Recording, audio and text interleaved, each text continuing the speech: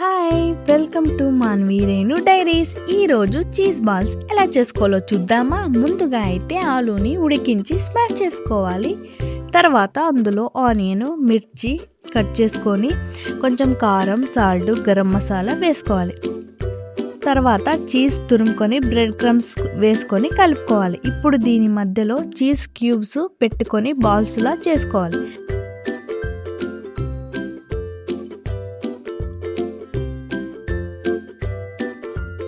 తర్వాత corn syrup ready చేసుకొని ఈ బాల్స్ అందులో డిప్ చేసుకొని బ్రెడ్ క్రమ్స్లో అద్దుకోవాలి.